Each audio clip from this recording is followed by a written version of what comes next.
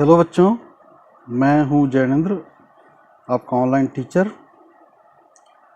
आज के इस भाग में आप जानेंगे पोषण की वह विधि जिसमें प्राणी अपना भोजन स्वयं संश्लेषित नहीं कर सकते और प्रत्यक्ष व अप्रत्यक्ष रूप से हरे पौधों पर अथवा अन्य जंतुओं पर निर्भर रहते हैं। तो ऐसे जो भी जीव होते हैं उनको कहा जाता है विषमपोषी। और विषम पोषण क्या है इसके बारे में आज आप पढ़ेंगे। तो चलिए हम लोग पढ़ते हैं विषम पोषण, या इसे पर पोषण भी कहा जाता है। क्या कहते हैं? पर पोषण, यानी हेटेरोट्रॉफिक न्यूट्रिशन। अर्थात ये वैसी पोषण की विधि है जिसमें जंतु या जीव जो भी हैं या पौधे स्वयं भोजन नहीं बनाते हैं, बल्कि पौधों के द्वारा भोजन बनाए गए भोजन पर ही निर्भर करते हैं। तो लिख लीजिए थोड़ा सा कि पोषण की वह विधि, पोषण की वह विधि जिसमें प्राणी, खास करके पौधों के बारे में ही यहाँ पर हम लोग पढ़ेंगे, क्योंकि जितने भी जंतु हैं या जीव हैं या मनुष्य हैं वे सभी विषम पोषी ही हैं और वे अपना भोजन खुद नहीं बनाते। तो यहाँ पोषण की जो विधि हम लोग पढ़ेंगे पर पोषण की, वह खास करके पौधों के लिए ही पढ़ेंगे। तो पोषण की वह विधि जिसमें प्राणी अपना भोजन स्वयं नहीं बनाते, अपना भोजन स्वयं नहीं बनाते, बल्कि प्रत्यक्ष व अप्रत्यक्ष रूप से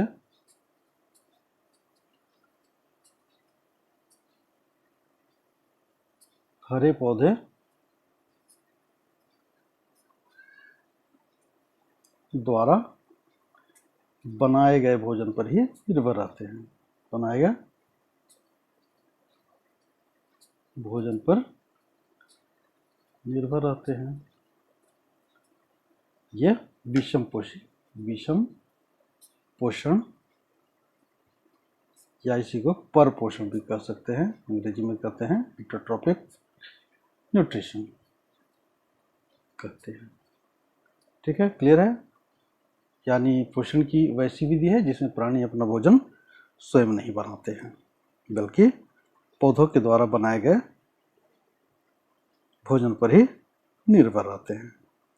और जो ऐसे जीव जंतु हैं जो दूसरे पर निर्भर रहते हैं उनको विषम पोषी कहा जाता है। तो ये जो जीव जंतु हो गए, लिख लीजिए इसको ऐसे, सभी जीव जंतु विषम पोषी कहलाते हैं। विषम पोषी यानी हेटेरोट्रॉफ्स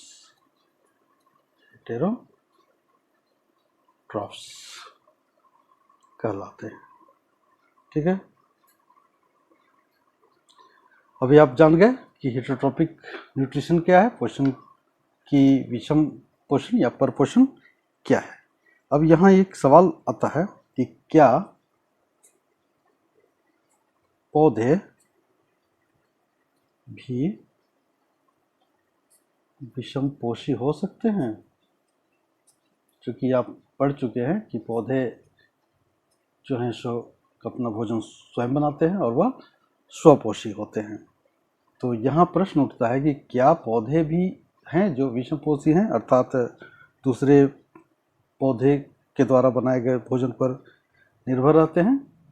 तो इसका उत्तर क्या हो जाएगा कि हाँ, कुछ पौधे ऐसे होते हैं जिसमें क्लोरोफिल नहीं पाए जाते और वे अपना भोजन स्वयं नहीं बनाते हैं, और वैसे पौधे दूसरों पौधों के द्वारा बनाए गए भोजन पर निर्भर करते हैं। तो सीधा सा है, इसके उत्तर हाँ है, क्योंकि कुछ पौधे ऐसे हैं। उदाहरण के लिए यहाँ पर लिख लीजिए, जैसे एक पौधा है अमरबेल, नाम आप सुने होंगे। ये खास करके हरे पौधों की पत्तियों पर पाए जाते हैं मुख्य रूप से। इसके बारे में लिख लीजिए कि वृक्ष की तना अथवा पत्तियों पर लिपटी रस्सी नुमा, रस्सी के आकार का होता है और इसका रंग पीला होता है। पीले रंग के पौधे होते हैं जिसको अमरबेल कहा जाता है। पर पोषी या विषम पोषी के उदाहरण हैं। पर पोषी के उदाहरण हैं। और इसके बारे में एक बात और जान लीजिए कि यह जो होता है अमरबेल अपना भोजन उसी वृक्ष से प्राप्त करता है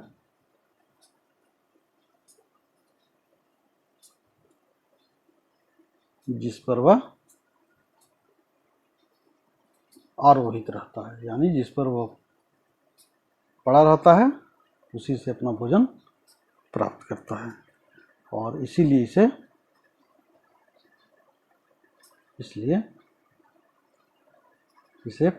परजीवी कहा जाता है। परजीवी कहा जाता है, अर्थात पैरासाइट कहा जाता है। यानी वैसे पौधे जो दूसरों पर निर्भर रहते हैं, दूसरों से भोजन प्राप्त करते हैं, उसको कहा जाता है परजीवी। और ये जो परजीवी है ये एक प्रकार का विषम पोषी का प्रकार है।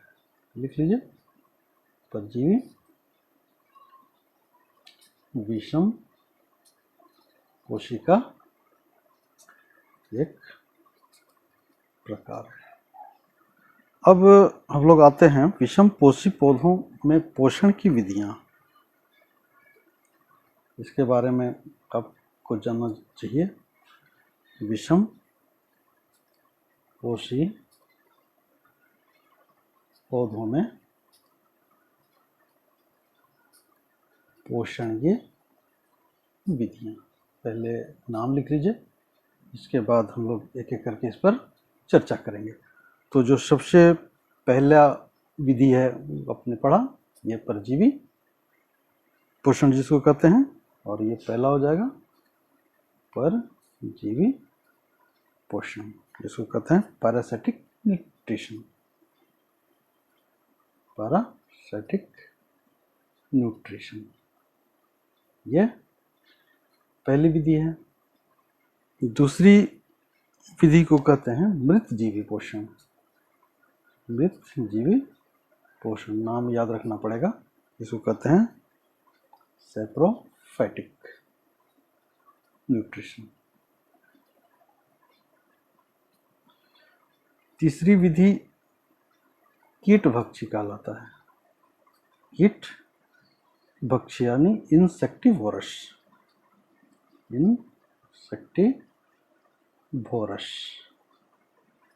और जो चौथी प्रकार की है उसे कहते हैं सहजीवी पोषण। सहजीवी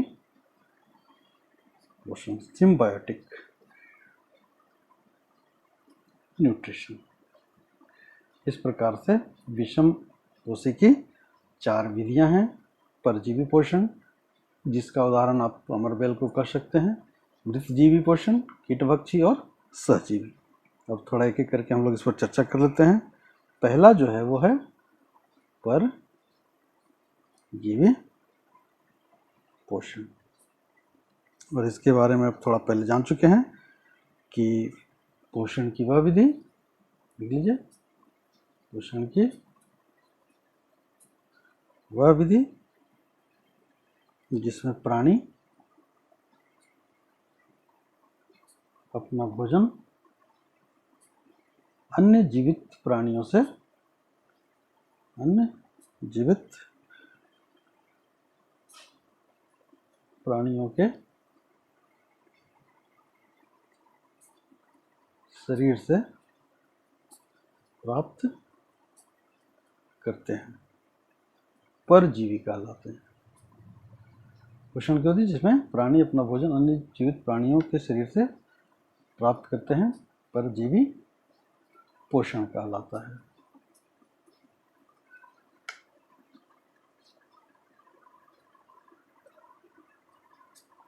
और जो ऐसे जीव हैं, और लिख लीजिए, ऐसे जीवों को परजीवी कहा जाता है, यानी दूसरे शरीर से भोजन प्राप्त करना, ये हो गए परजीवी। और ये पौधों में उदाहरण लिख लीजिए। सबसे पहला उदाहरण जो आप पहले पढ़ चुके हैं, ये है अमरबेल। और कुछ और पौधे हैं जिसका नाम है मिसलटो, जिसको आकाश बेली भी कहा जाता है, और ये आकाश बेली, और ये खास करके तना से अपना भोजन प्राप्त करते हैं, दूसरे पेड़ों की तना में लिपटे रहते हैं और उसी से अपना भोजन प्राप्त कर लेते हैं। और एक और उदाहरण है जिसको कहते हैं रेफ्लेक्सिया, रेफ्लेशिया,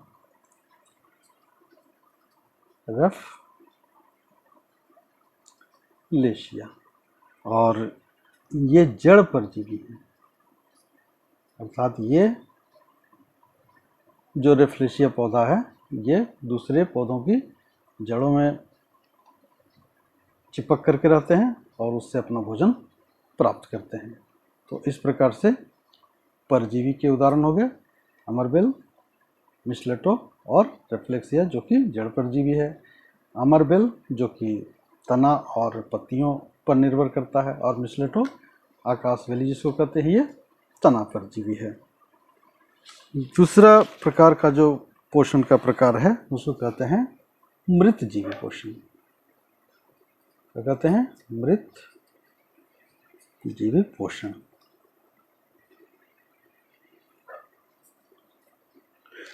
सेप्रोफिटिक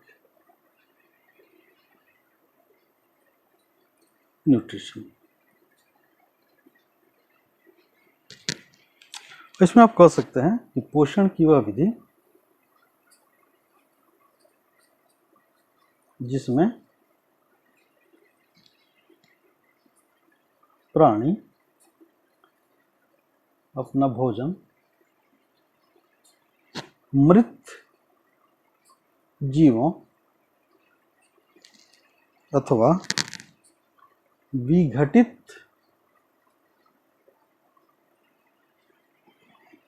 जैविक पदार्थों से प्राप्त करते हैं। जैविक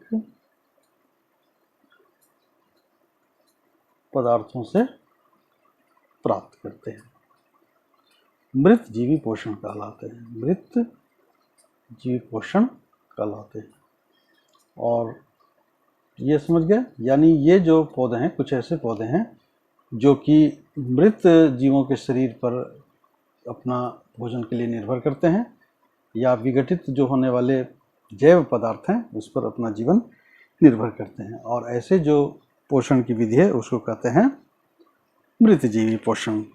और इसका सरल सा उदाहरण है, आप जानते होंगे, जिसको जैसे उदाहरण के रूप में ले लीजिए, जैसे फफूंद है जो खास करके ब्रेड या गीले ब्रेड पर पनपता है, या कुकुरमुत्ता जो आए दिन आप देखते होंगे, ये जो खास करके कवक हैं, और कुछ कवक जो खाए जाते हैं जिसको मशरूम कहते हैं, ये सभी जो हैं मृत जीवी पोषण है, यानी अपघटित या विघटित होते हुए जैव पदार्थों पर निर्भर रहते हैं और इनको मृत जीवी पोषण या मृत जीवी पौधे कहलाते हैं। इसको लिख सकते हैं कि मृत जीवी पोषण प्रणाली का उपयोग करने वाले पौधे मृत जीवी कहलाते हैं, यानी सेप्रोफाइट्स कहलाते हैं। बिल्कुल सिंपल है, एक दो बार पढ़ेंगे तो याद हो जाएगा। और जो तीसरी प्रकार की विधि है उसको हम लोग कहते हैं कीटभक्षी, यानी इंसेक्टिवोरस। इंसेक्ट्स कीट को कहा जाता है और जो कीट खाने वाले पौधे हैं उनको कहा जाता है इंसेक्टिवोरस। तो हम लिख सकते हैं कुछ पौधे कीटों को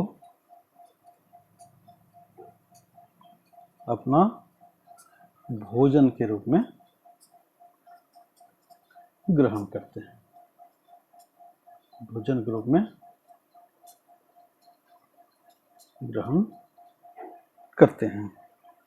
उन्हें कीटभक्षी कहा जाता है, उन्हें कीटभक्षी कहा जाता है। कुछ पौधों में ऐसी प्रवृत्ति होती है कि वे कीटों को पकड़ करके खाते हैं और ऐसा वे अपने नाइट्रोजन की पूर्ति करने के लिए करते हैं। आप जानते होंगे कि कई ऐसी जगह हैं जहाँ की मिट्टी में नाइट्रोजन काफ़ी कम मात्रा में पाया जाता है और पौधों को नाइट्रोजन की आवश्यकता होती है, तो वो कीटों को पकड़ करके और नाइट्रोजन की पूर्ति करते हैं। हालांकि कीट भक्षी जो पौधे होते हैं उसमें भी प्रकाश संश्लेषण होता है, उसमें भी क्लोरोप्लास्ट यानी क्लोरोफिल पाया जाता है और वे भी प्रकाश संश्लेषण करते हैं, भोजन भी तैयार करते हैं। लेकिन कीटों का भक्षण वो मैंने बताया नाइट्रोजन की पूर्ति करने के लिए करते हैं। जहाँ इस बात को लिख लीजिए, याद रहेगा। हालांकि कीटभक्षी पौधे प्रकाश संश्लेषण करते हैं, प्रकाश संश्लेषण की क्रिया करते हैं और भोजन भी बनाते हैं, परंतु अपने नाइट्रोजन की पूर्ति के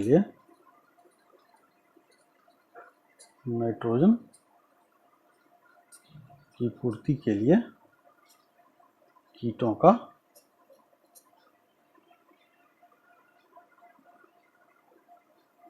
भोजन करते हैं। बिल्कुल सरल है, आप समझ जाएंगे।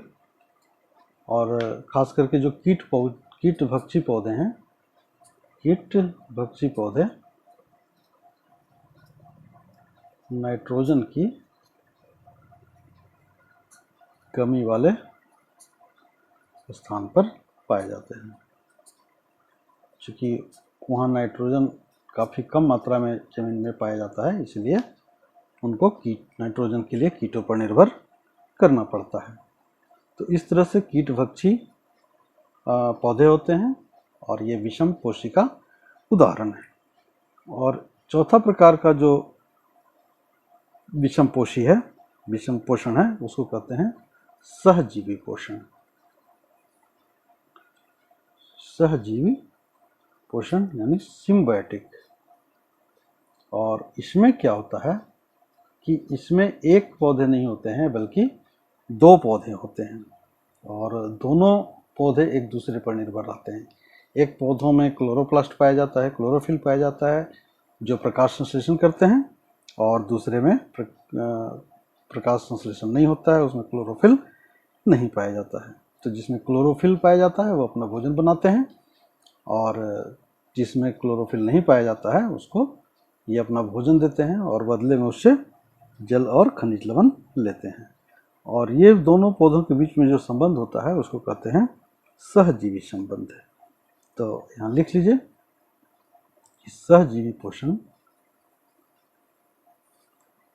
सहजीवी पोषण विशेष संबंध वाले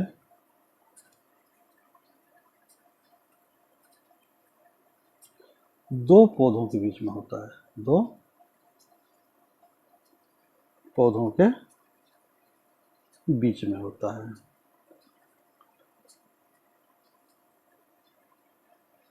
जिसमें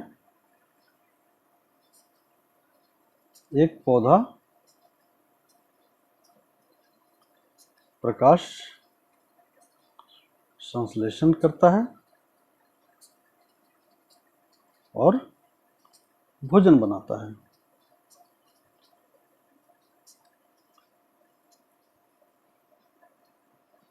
दूसरा जल तथा खनिज लवण का अवशोषण करता है। और इस प्रकार दोनों पौधों के बीच में जो संबंध होता है, दोनों पौधों के बीच के संबंध को सहजीवी कहा जाता है, सहजीवी कहा जाता है। और इसका सरल सा उदाहरण है, उसका उदाहरण जान लीजिए, जिसको लाइकेन कहा जाता है। अंग्रेजी में इसको लाइचेन लिखा जाता है, आप कंफ्यूज नहीं करेंगे, LICHEN, लेकिन इसको लाइकेन कहा जाता है। और लाइकेन क्या है? ये दो पौधों का सह संबंध है, सहजीवी संबंध है, जिसमें एक है जो शैवाल है और दूसरे जो पौधा होता है वो कवक होता है। ये दोनों के बीच में संबंध होता है। शैवाल क्या करता है कि शैवाल भोजन बनाता है, चूँकि इसमें प्रकाश संश्लेषण होता है, क्लोरोप्लास्ट पाया जाता है, भोजन बनाकर कवक को देता है और बदले में कवक उसे जल तथा खनिज लवण देता है, लवण देता है। और इस प्रकार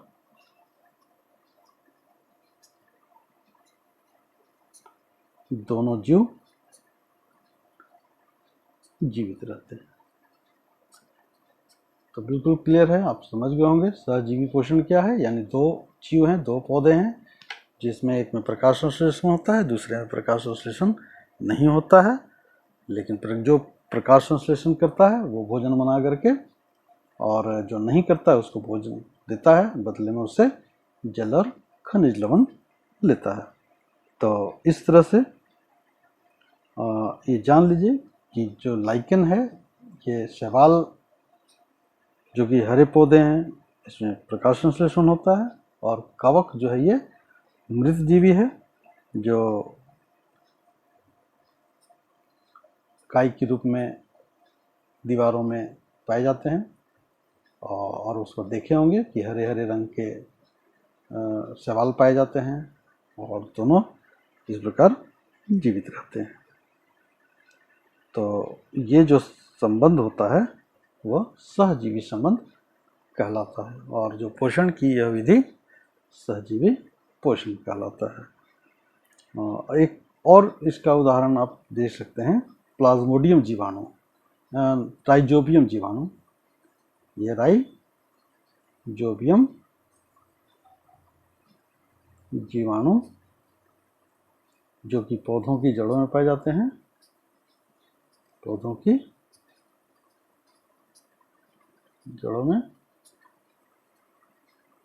पाए जाते हैं, में सहजीवी संबंध होता है। ये इसको याद रखेंगे। और आज के लिए इतना ही। अगले भाग में कुछ और हम लोग पढ़ेंगे। तब तक के लिए धन्यवाद।